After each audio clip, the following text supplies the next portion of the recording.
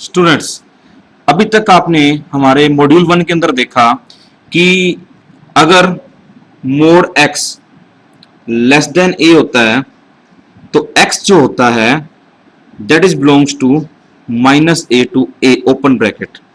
First thing. Second thing, if mod x is less than equal to a, then x is belongs to minus a to a close bracket. And the third one is, if mod x is greater than a, then x is belongs to minus infinity to minus a open bracket union a to infinity. How to cram it? Very simple. Mod x is less than a, plot 2 point minus a plus a, that is plus minus a. The in between area is for the less than, and the extreme one is for the greater than. The area which lie extreme of minus a to a is for the greater than, and the in between area is the for the less than. If there is inequality, then apply. If there is no inequality, then no need to apply. In case of fourth, that is mod x is greater than equal to a, x is belongs to minus infinity to minus a close bracket union a to infinity open bracket. There is no close bracket line for the plus minus infinity, right? We are not using close bracket for the plus minus infinity because close mean included and infinity is not defined. You are getting me? Infinity is a not defined statement, not defined expression. That's why if something is not defined, how could that be included? So we always avoid applying close bracket to the infinity. It either be plus or it would be minus. तो ये चार result थे जो हमने अभी तक search out कर लिए थे. इसके बाद में हमारा फिफ्थ जो रिजल्ट है, इसको हम यहीं पे लिखेंगे. फिफ्थ रिजल्ट हमारा ये है कि अगर हमें ये दिया हो कि जैसे कि 3 से लेकर के, अभी ओपन ब्रैकेट करो, 3 से लेकर के मोड x जो है वो 5 तक आता है. मतलब जर्नल क्या होगा इसका कि if mod x is from a to b, find x. जैसे इनका कुछ x निकल के आया वैसे इसका भी x निकल के आएगा. तो अगर 3 से लेके 5 तक होगा, इसको सोल्व करते हैं. हम क्या करते हैं, हम एक चीज को स्टडी करते हैं कि पहले तो आप सिंपल आओ कि जैसे आपको दिया हो, मान लो कि 3 से लेकर के y जो है वो 7 तक है. इसका मतलब 3 से लेके 7 तक है. इसका मतलब क्या है, या तो 3 से बड़ा होगा, एक तो 3 से बड़ा होगा और एक 7 से छोटा होगा. इनके बीच में एंड लगेगा ना. Getting me? कि 3 से लेके 7 तक है, इसका मतलब y जो है वो 3 से बड़ा भी है एंड y जो है वो 7 से छोटा भी है. तो इसको ब्रेक करते वक्त बीच में मैं एंड लगाऊंगा और नहीं लगाऊंगा. तो अगर मैं इस इनइक्वालिटी को ब्रेक करना चाहूं, क्योंकि दो इनइक्वालिटी है, साइमल्टेनियसली सोल्व करना मेरे लिए मुश्किल है, तो मैं इसको थोड़ा इजी कर लेता हूं. मैं क्या करता हूं, फर्स्ट इनइक्वालिटी देखता हूं कि mod x is greater than 3 है, और सेकंड इनइक्वालिटी देखता हूं कि मोड x मेरा लेस देन 5 है. अब इनके बीच में एंड लगाऊं कि और लगाऊं, एंड लगेगा क्योंकि दोनों कंडीशनें सेटिस्फाई होनी चाहिए. मोड x 3 से लेकर के 5 तक है, इसका मतलब 3 से बड़ा और 5 से छोटा है. तो यहां पे मैं क्या लगा लेता हूं, एंड लगा लेता हूं और इसको सोल्व करता हूं. If mod x is greater than 3, then x is belongs to that is minus infinity to minus 3 union 3 to infinity. Okay, if mod x is less than 5, then x is belongs to minus 5 to plus 5. अब क्योंकि इसका ये solution है, इसका ये solution है, इसमें और इसमें क्या है, एंड है, तो मैं क्या करता हूं, कॉमन रीजन निकालता हूं. एक तो मेरे पास -5 पॉइंट है, एक मेरे पास +5 पॉइंट है, सेंटर में 0 लगाना है, लगाओ. एक मेरे पास -3 है, एक मेरे पास +3 है. This is minus infinity to minus 3 and that is 3 to infinity. That one is -5 to +5. तो एंड लगाया तो इसका और इसका कॉमन क्या आ गया, x is belongs to -5 to -3 union 3 to 5. अरे तो आसान हो गया, -5 to -3, 3 to 5। तो अगर मेरे को इस फिफ्थ का रिजल्ट निकालना पड़ जाए कि अगर मेरा मोड ए से लेके बी तक हो, तो इसका मतलब क्या है, x is belongs to -b to -a union a to b। इसका मेरा ये रिजल्ट आएगा। तो ये हमारे पास फिफ्थ एक्सप्रेशन था। इसी के अंदर अगर मैं सिक्स्थ एक्सप्रेशन बनाना चाहूं और इसके अंदर अगर मैं इक्वल टू लगा दूं, तो ये क्या बनेगा, ये एक्चुअल में दो दो बी हो गए हैं। चलो एक्स आएगा यहाँ पे एक्चुअल में। तो अगर मैं इसी के अंदर इसको इक्वल टू लगा दूंगा, तो ये आएगा -b से -a, क्योंकि इक्वल टू लग गया तो सारी ब्रैकेट क्लोज कर दो और a से लेके b तक। Very simple. ये 6 जो मैंने आपको फार्मूले लिखाए हैं, ये हमारे मॉडुलस के बेसिक फार्मूले हैं। मतलब इन 6 को तो समझ लो, समझ नहीं लगता तो अपने दिमाग में अच्छी तरह से बिठा लो, किसी भी तरह से, बाय हुक और बाय क्रुक, बट ये आपके दिमाग में होने चाहिए। अब मैं क्या करता हूँ, इनका हल्का सा एप्लीकेशन पार्ट लेके जाऊंगा आपके सामने में। जो ज्यादा इनको डिटेल में नहीं करेंगे, अपना हल्का सा एप्लीकेशन पार्ट लेके जाएंगे, उसके बाद में फिर डिटेल में जाएंगे। तो इस चीज के अंदर अभी इसको ये तो समझ लग गया आपको सारा। ये 6 पॉइंट आपके बेसिक हैं। इन 6 पॉइंट के ड्राइव पार्ट आते हैं आगे जो है। अब उन ड्राइव पार्ट को आप एक एक करके देखते हैं कि आप उनको किस तरह से स्टडी करते हैं। वो ड्राइव पार्ट क्या आते हैं, अब देखो।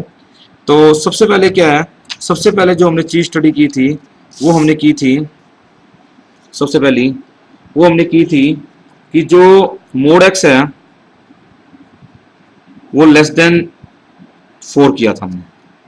तो आंसर क्या आया था, x is belongs to -4 to 4 open bracket.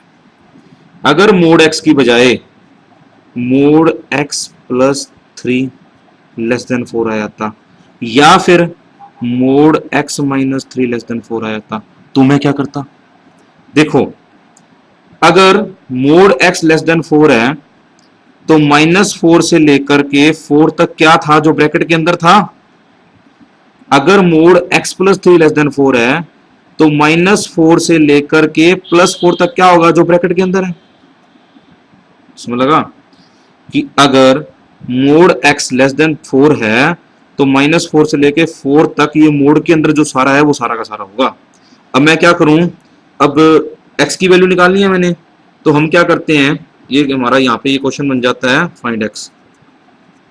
This another one example find x। तो अलग अलग क्वेश्चन है, इनको अलग अलग करते हैं आप। तो इस पे से क्या करते हैं आप, subtract 3 from all sides, -4 -3 to x plus 3 -3 to 4 -3। ये कट जाएगा। -3 मैंने इसलिए सब्ट्रैक्ट किया, subtract -3 from all side, 3 plus 3, sorry, subtract 3 from all side. 3 subtract क्यों किया, ताकि x अकेला रह जाए तो x की रेंज आ जाएगी मेरे पास जो है। तो -7 से लेकर के x जो है वो 1 तक आ जाएगा। कि अगर mod x plus 3 is less than 4 होता है तो x मेरा -7 से +1 आता है।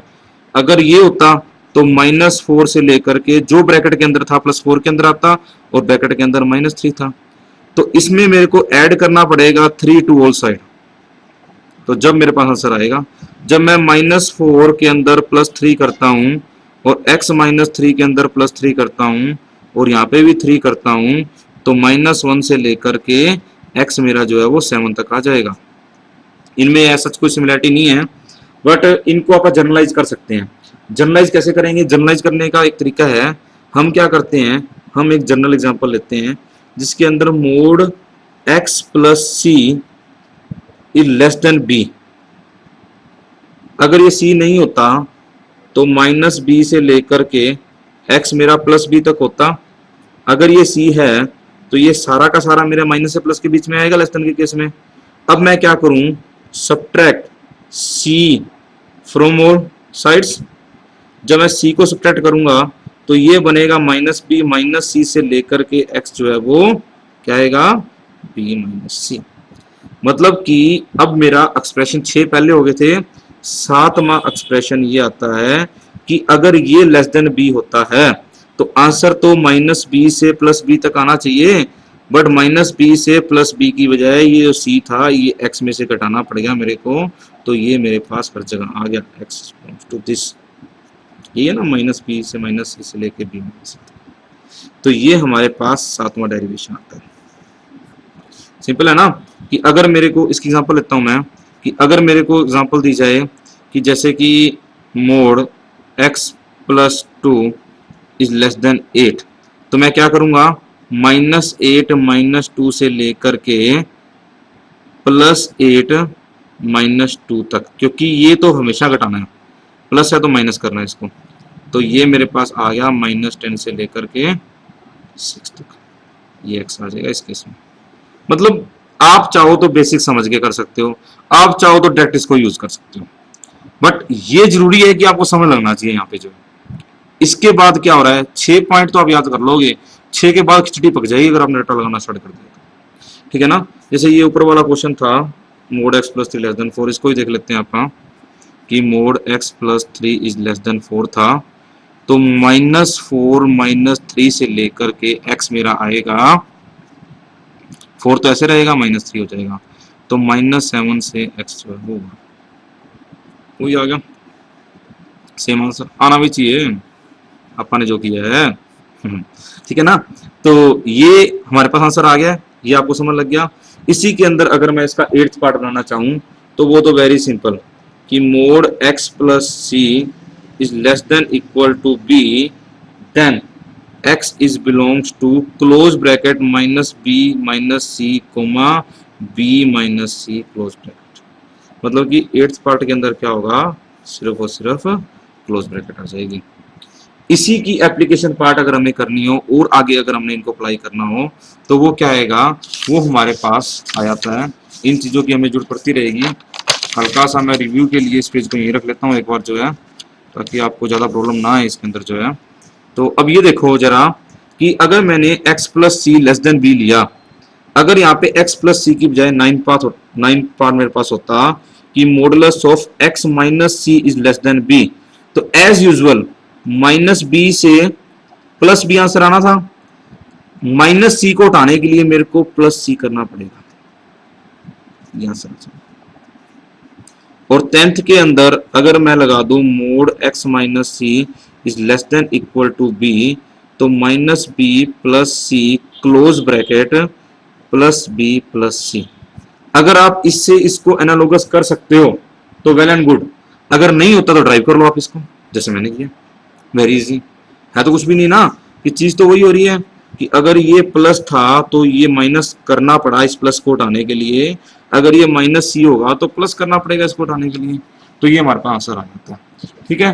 तो ये 10 हमारे पास इनइक्वालिटीज आती है मॉडुलस की जो है, ये वेरी सिंपल इनइक्वालिटी होती है हमारे पास जो मॉडुलस की जो हम स्टडी करते हैं। इसके बाद में जो हमारे पास चीजें आती है इसके अंदर, इसका ही एप्लीकेशन पार्ट आती है, वो क्या होता है वो भी हम देख लेते हैं। जैसे कि आपने वो एक फार्मूला किया था a से लेके b तक आता है अगर मोड x, तो -b -a से लेकर के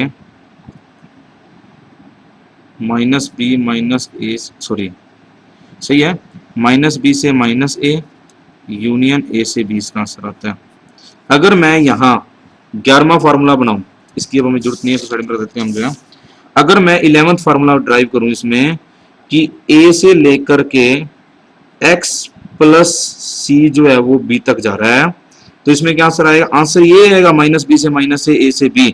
पर अगर x प्लस c है तो c घटाना पड़ेगा मेरे को, ये c कहाँ घटेगा, सारों से घटेगा कि -b -c -a -c union a -c b -c। और अगर इसी के अंदर मेरे पास आ जाता है इक्वल टू, तो कुछ भी नहीं होगा, जहां जहां जिसके इक्वल है सारी ब्रैकेटें क्लोज हो जाएगी।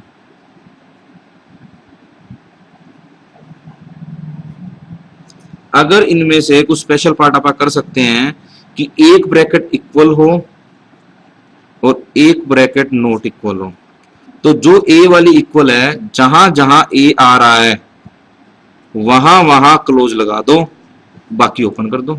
बी वाले तो ओपन है ना, ए यहां पे भी आ रहा है, समझ लग गया। अगर बी पे इक्वल होती तो ये तो क्लोज हो जाती, तो ओपन हो जाती, दोनों पे दोनों हो गए, ठीक है ना। तो ये 12वां हो गया। और इसी से ड्राइव करता हूं मैं 13 कि ए से लेकर के x माइनस सी जो है वो b तक है, तो अब आंसर क्या आएगा, माइनस बी, क्योंकि माइनस सी है तो इसका क्या हो जाएगा, प्लस सी से लेकर के minus A plus C union, इधर क्या बनेगा, a प्लस सी से लेकर के b प्लस सी, ये मेरा x आएगा। और अगर इसी के अंदर 14 में फार्मूला देखूं हमारा क्या बनता है, अगर ये इक्वल टू लग जाता है तो ये minus B plus C minus A plus C union A plus C B plus C. Clear है ये, अब तो ज्यादा प्रॉब्लम नहीं आएगी। इसी के अगर इन दोनों के अंदर देखें कि वही बात अगर किसी एक के ओपन लग जाए, जैसे कि इस बार मैं क्या करता हूं, ये वाली क्लोज कर देता हूं, तो आंसर आएगा minus B plus C minus A plus C, क्योंकि बी क्लोज है तो यहाँ क्लोज और यहाँ open, union A plus C, B वाली क्लोज है तो बी क्लोज। आसान है ना। अब आप इन इनइक्वालिटी को आप डायरेक्ट यूज कर सकते हो, कहीं भी यूज कर सकते हो जो है। तो ये तो इनइक्वालिटी थी मॉडुलस के अंदर। इनइक्वालिटी अपने आप में एक अच्छा टॉपिक है और मॉडुलस अपने आप में एक टॉपिक है। इनइक्वालिटी और मॉडुलस को मर्ज करके हमारा जो ये टॉपिक बनाया गया है। तो अगर आप ये मॉडुलस के इनइक्वालिटी के साथ 14 फार्मूला ध्यान रखोगे तो मेरे को लगता है कि आईटीजी तक भी आपको कोई प्रॉब्लम नहीं आने वाली है, क्योंकि इनइक्वालिटी मॉडुलस के साथ बड़ी ब्यूटीफुली जो है कॉम्पिटिटिव एग्जाम में यूज होती है। अगर आपने ये कंसेप्ट आपके क्लियर कर लिए तो उसके बाद आपको मैथमेटिक्स में इस टॉपिक के अंदर एटलीस्ट कोई प्रॉब्लम नहीं आ सकती है। तो इस टॉपिक को करने के लिए जैसे आगे आपने इनइक्वालिटी अलग से टॉपिक आता है जिसके अंदर वेवी कर्व मेथड यूज होता है। जनरली ये मेथड जो है इग्नोर किया जाता है।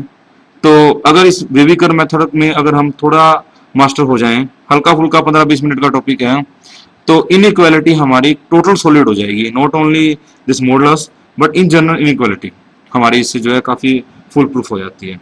तो अगर आपको उसको रेफर करना हो तो हमारे वो लेक्चर हैं, वो भी आप कर सकते हो।